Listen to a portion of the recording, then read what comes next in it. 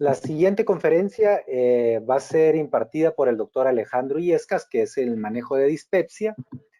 El doctor Illescas es médico y cirujano graduado de la Universidad Francisco Marroquín aquí en Guatemala.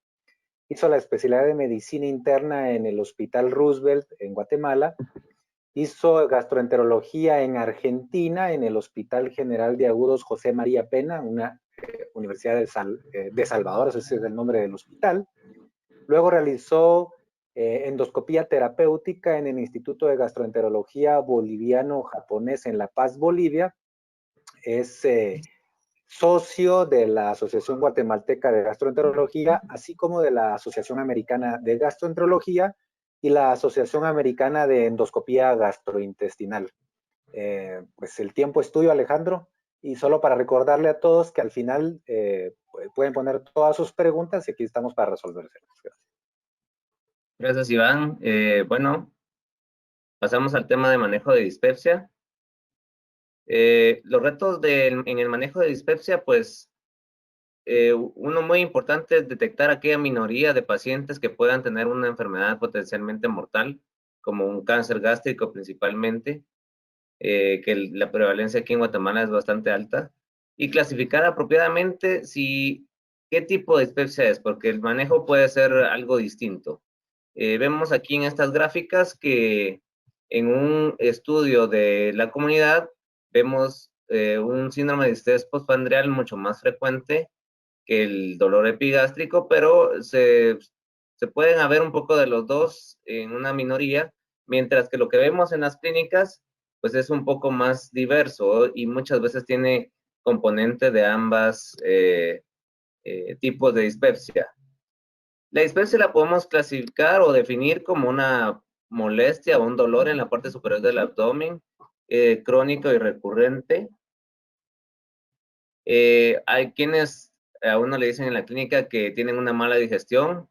Otros síntomas que pueden presentar los pacientes, pues que se sienten distendidos luego de haber comido, sensación de llenura, molestias después de comer, hinchazón, pirosis, eructos, náusea, vómitos, y aquí en Guatemala, no sé en los otros países, pero aquí le llaman hasta empacho. Entonces podemos inicialmente pensar que esta molestia puede ser ya sea orgánica o pueda ser funcional. La funcional está definida por los criterios de Roma que vamos a revisar más adelante, pero podemos decir que esta es cuando hay ausencia de alteraciones anatómicas detectables y tiene dos tipos, el síndrome de dolor epigástrico y el síndrome de distrés postprandial. Ahora, en cuanto a las causas orgánicas, pues son diversas. Podemos tener úlceras pépticas, reflujo gastroesofágico, algún cáncer del esófago o del estómago, enfermedades pancreáticas o biliares, intolerancia a alimentos o medicamentos, y otras enfermedades infecciosas sistémicas. En cuanto a la prevalencia, se cree que en países occidentales puede estar entre 20 a 25%, aunque algunas fuentes citan hasta el 40% de prevalencia. La dispepsia funcional se estima mundialmente que es el 21% de prevalencia. Es más frecuente en Occidente. En los países occidentales, el tipo ulceroso es más frecuente y también el de aquel relacionado con reflujo. Y en Oriente domina la dispepsia de tipo dismotilidad. En Occidente es más frecuente en niveles en personas con un nivel socioeconómico bajo y en Oriente alto. Ven que hay, igual que la infección por Helicobacter pylori, hay diferencias entre regiones. En cuanto a la dispepsia, la prevalencia muchas veces depende de la infección de Helicobacter pylori en el país, del tipo de dieta, el estilo de vida, pues es más frecuente en mujeres, en fumadores y en aquellos que usan antiinflamatorios no esteroideos. En cuanto a las causas, vemos que la dispepsia funcional puede ir hasta en un 50-60%. La malignidad puede ser un poco más baja, pero tampoco es despreciable. Tenemos una esofagitis por reflujo y enfermedad por reflujo, que también son enfermedades que tenemos que ver.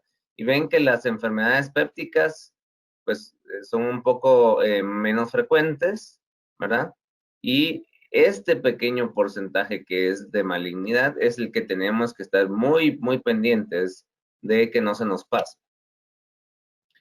En cuanto a la dispepsia orgánica, cuando viene el paciente a nuestra consulta por primera vez, lo podemos pensar que esta es una dispepsia no investigada, ¿sí? Entonces, esta va a estar muchas veces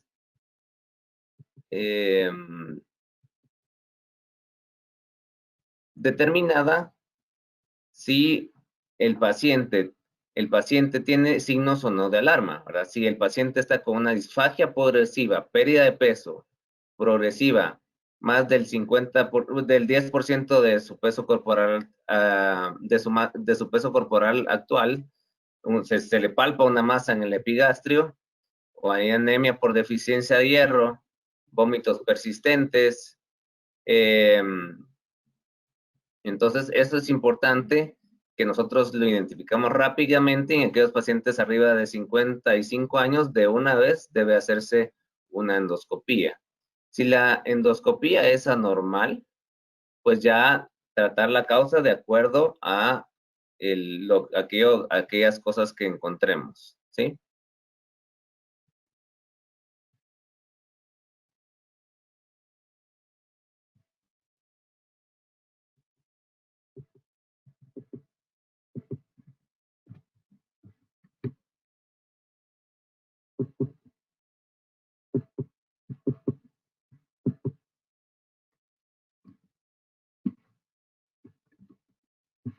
Permítame que tengo un problema ahí con esta. Sí, perdón, disculpe. Entonces, es bien importante, como les decía, los signos de alarma, que ya los vimos en la anterior diapositiva. Los vómitos también pueden clasificarse como estos signos de alarma. La odinofagia, que es dolor al tragar, es otra cosa que tenemos que pensar de que esto pueda ser algo orgánico grave. Lo otro importante es la saciedad precoz, ¿verdad? En aquellas personas arriba de 50 años, yo creo que es importante ir pensando que esto sea algo orgánico. Y lo otro que es importante es que si el paciente les dice que ha tenido melena o que ha tenido vómitos de sangre, pues de una vez lo primero que tienen que hacer es hacer una endoscopía para descartar estas lesiones orgánicas, que si bien el cáncer es poco frecuente, pero sí es importante encontrarlo de manera temprana. En cuanto a la dispepsia orgánica, también recordar que la úlcera péptica por infección del Helicobacter pylori, pues es una causa importante. Otras cosas que no hemos platicado son las gastroparesis. Muchas veces estas enfermedades se ven en pacientes diabéticos, entonces la historia es muy importante. Pancreatitis crónica o cáncer de páncreas puede ser otra causa. Hepatocarcinoma también. Entonces ahí el antecedente de infecciones por hepatitis o consumo crónico de alcohol es importante investigarlo en el interrogatorio. En nuestros países también parásitos como yardias y estrongiloides pueden ser también causa de dispepsia.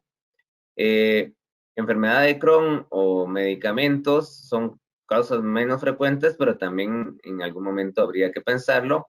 Y en pacientes que puedan tener también enfermedades vesícula, pues el dolor también puede localizarse en el cuadrante superior derecho. Entonces es otra cosa que tenemos que investigar. Si el dolor es tipo cólico, si ha habido coluria, colia o ictericia, pues es algo que tenemos que investigar y dirigir el estudio a ese tipo de lesiones. Entonces, en cuanto a los métodos diagnósticos, la endoscopía del tracto digestivo superior permite evaluar el esófago, estómago y porciones proximales del duodeno. Y si se recuerdan, pues muchas de las patologías orgánicas van a estar a este nivel. Esto debe hacerse en pacientes con síntomas de alarma como primer método diagnóstico, aunque los hallazgos más comunes hasta en el 80% puede ser normal. Podemos encontrar una esofagitis en 13%, úlcera en 8%, y nosotros vemos bastantes pacientes con gastritis crónica. Es importante tener un equipo de alta definición para poder ver lesiones, como por ejemplo la que se ve en esta diapositiva. Vemos unas lesiones muy sutiles aquí. Si no tenemos un equipo con buena definición, esas cosas se pueden pasar. En estas otras imágenes, pues ya es mucho más evidente que hay una lesión avanzada. Entonces creo que sí es importante el equipo. Esta es una gastropatía nodular muy sugestiva de infección por Helicobacter pylori, una úlcera gástrica grande que tenemos que descartar que no vaya a ser algo maligno. Y en esta otra imagen vemos aquí una lesión plana, ¿sí? Con sangrado espontáneo. Este es un cáncer gástrico temprano que si no tenemos un equipo con buena definición se nos puede pasar. Este es algo ya avanzado que no tenemos que pensar mucho más que es una lesión neoplásica. Entonces, pues ya vimos el manejo de los métodos diagnósticos, ¿verdad? Si la dispepsia no tiene signos de alarma, si la prevalencia en nuestro país es mayor del 10 al 20%, lo podemos hacer primero una evaluación no invasiva con una prueba de aliento o un antígeno en heces, y si esta está positiva, pues tratar.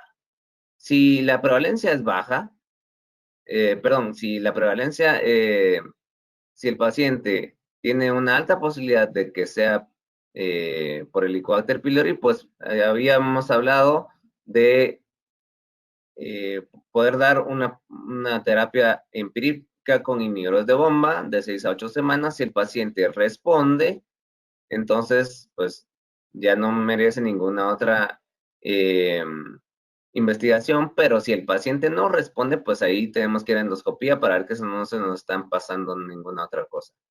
Si luego de la terapia de erradicación el paciente no alivió los síntomas, pues podemos pensar de que esto sea una dispepsia funcional, muy probablemente.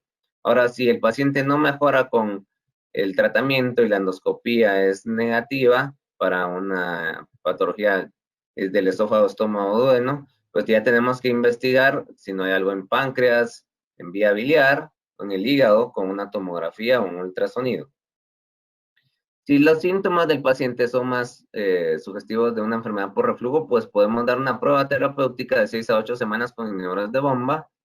Y si el paciente pues tiene un alto consumo de antiinflamatorios, por ejemplo, lo primero que tenemos que hacer es omitir el medicamento y agregar un inhibidor de bomba si este no puede detenerse. Y de acuerdo a la evolución, pues ya vemos si el paciente tiene signos de alarma, pues ya hablamos del abordaje.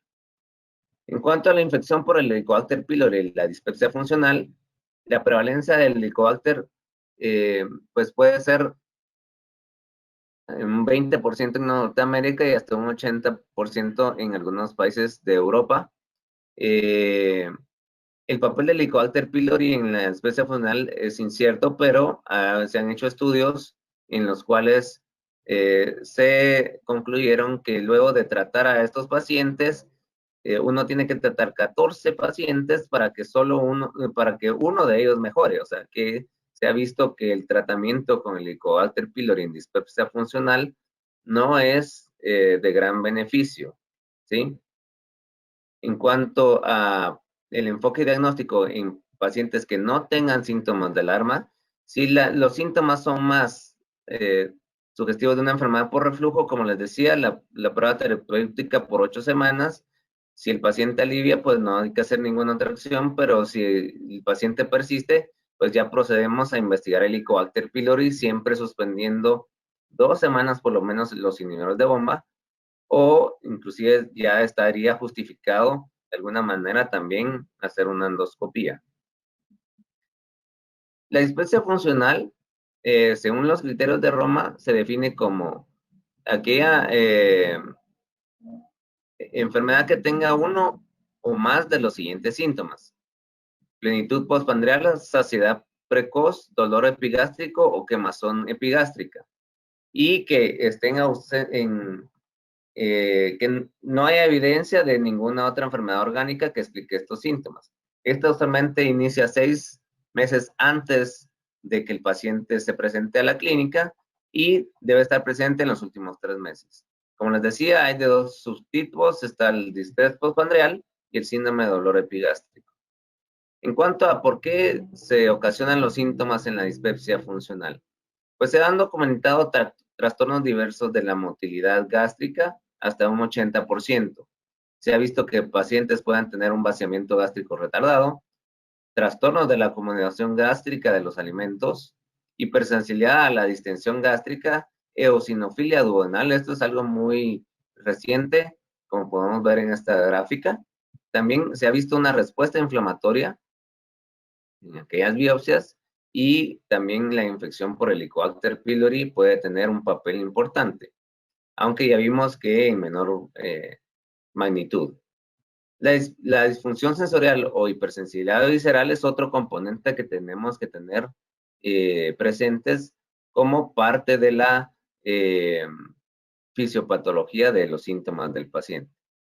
Entonces, ya hablando del tipo distrés postprandial, este subtipo de dispepsia es el que se puede definir cuando se presenta uno o ambos síntomas 3 días por semana de sensación de plenitud postprandial que impida sus actividades regulares, saciedad precoz, que evita terminar una comida de tamaño regular y igual debe de estar presente en los últimos 6 meses y en los últimos 3 meses ser más frecuente. Otros criterios que pueden apoyar al diagnóstico puede ser que cuando el paciente presenta dolor de tipo quemazón, hinchazón, eructos excesivos y náusea. Los vómitos pueden hacer pensar en otra enfermedad, ya sea algo ocupativo que esté obstruyendo el vaciamiento gástrico, ¿verdad? Entonces es algo que tenemos que considerar que pueda ser un síntoma de alarma también, como les había dicho. La pirosis no es un síntoma de dispepsia, pero también puede coexistir una enfermedad por reflujo en estos pacientes, por lo que habíamos hablado de los trastornos motores. Los síntomas, si los síntomas se alivian con la defecación o al expulsar gases, esto no debe considerarse como dispepsia, sino que pensar en otras enfermedades que también pueden coexistir, como el síndrome de intestino irritable. Ahora, en cuanto al dolor epigástrico, pues este se define con uno o ambos síntomas un día por semana de dolor epigástrico que impida las actividades regulares del paciente o sensación de quemazón epigástrico, que también le impide a sus actividades regulares, que tampoco hay evidencia de una enfermedad orgánica y que el inicio haya sido 6 meses antes y que en los últimos 3 esté presente. Otros criterios adicionales de la dispepsia puede incluirse que se alivie luego de las comidas o que se relacione con el ayuno. Puede presentar también distensión en epigastrio, eructos, náuseas. El vómito también tiene que hacer pensar en otra enfermedad orgánica. La pirosis no es un síntoma de dispepsia, pero también puede coexistir. Y si el dolor no llena criterios para dolor biliar, o sea, que no es de tipo cólico, pues nos orienta más a que esto pueda ser una dispepsia de tipo dolor epigástrico. Si los síntomas se alivian con la defecación o al expulsar gases, pues no se debe de pensar que estos sean parte de la dispepsia. Y también puede existir con otros síntomas de otras enfermedades como enfermedad por reflujo y síndrome de intestino irritable. Tenemos pacientes que tienen una dispepsia funcional y también síntomas de síndrome de intestino irritable. Esto es bastante frecuente, así que pues hay que saber distinguir ambas patologías. En cuanto al tratamiento, pues si los síntomas que predominan son de indigestión o de un trastorno motor, pues esto tenemos que pensar que es un distrés postprandial. Y aquí lo que es más efectivo son antidepresivos tricíclicos y prokinéticos. Ahora, si predomina el dolor abdominal, pues ya pensamos que esto es un síndrome de dolor epigástrico. Y aquí los agentes antisecretores inhibidores de bomba principalmente son los que tienen mejores resultados. En cuanto a la dispepsia funcional, vemos aquí diferentes medicamentos que se han estudiado. Vemos los números de estudios.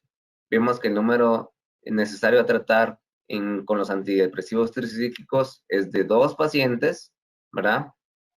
Con los prokinéticos es de 5, los inhibidores de receptores de histamina 2 son 8, inhibidores de bomba son 9, y el tratamiento de erradicación son 14.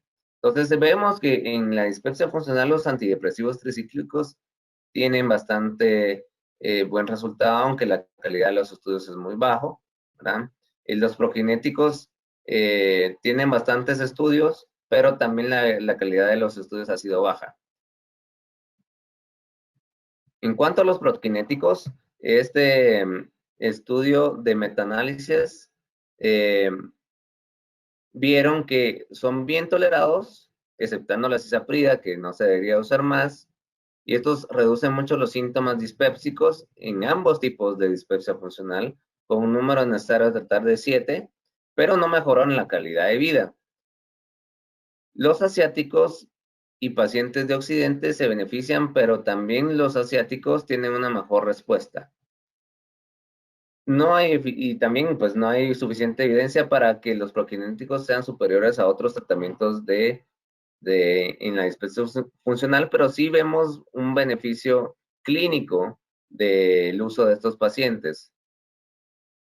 Este es lo que tenía acerca del manejo de dispepsia, así que vamos a seguir con el programa y luego pues ya tendremos momento para poder hacer las preguntas. Muchas gracias. Gracias, Alejandro, por tan buena presentación. Pues ya también recuerden que si tienen alguna duda o comentario acerca de los temas, serán revisados o discutidos al final de las presentaciones.